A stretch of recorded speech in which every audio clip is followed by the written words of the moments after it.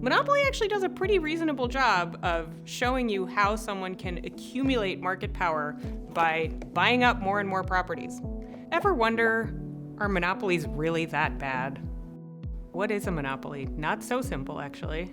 There's a textbook definition. The textbook definition is that you've got exactly one company that sells all of a certain kind of product to everybody.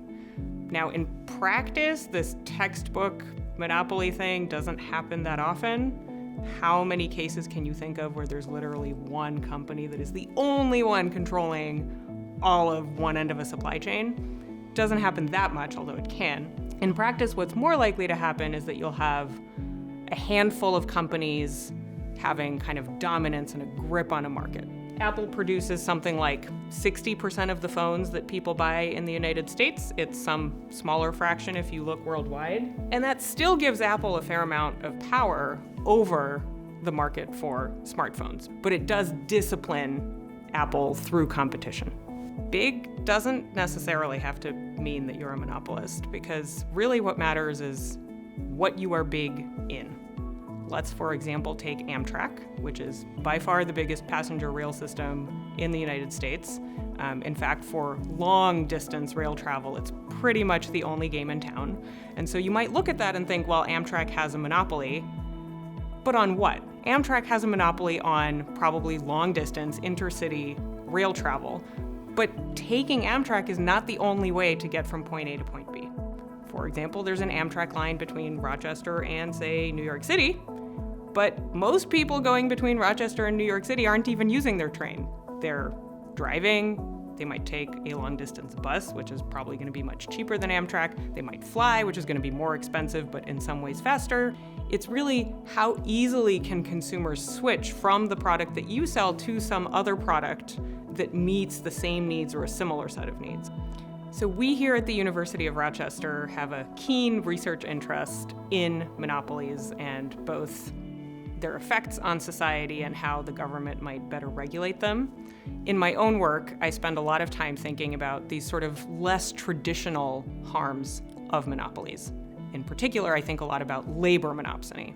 A monopsony is the mirror image of a monopoly, except now instead of having one single company selling stuff, it's one single company buying stuff, and the stuff doesn't have to be a physical good. It can be something like the labor of a potential worker. If I am the only employer in town, I'm going to be able to offer you pretty lousy working conditions and low wages, and you might still come work for me because you have nowhere better to go. So the same kinds of competitive pressures that make a competitive market better for consumers also apply on the labor market side for workers. The government actually doesn't have a lot of tools to just break up a monopoly that already exists. And in fact, I can think of only two high-profile examples over the course of more than a century. First is the breakup of Standard Oil, which was in 1911. And that broke up the Rockefeller family's sort of iron grip on oil markets in the US and created a bunch of companies that are still big today, like Exxon and Chevron.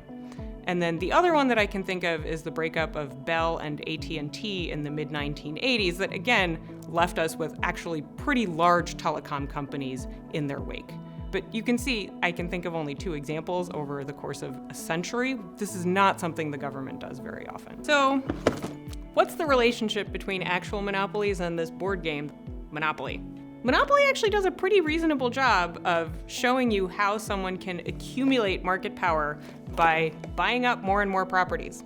So if you had a government in the board game Monopoly, probably what they would start to do is to block mergers by players who already own too much stuff. In other words, no one player would be able to completely dominate the board the way that you sometimes actually get. What instead happens in this game, which of course does not have a government, just has players, is that a particularly successful or lucky player can keep just buying more and more properties until they, say, own the entire block, and that allows them to jack up the rent prices on everybody else in the game.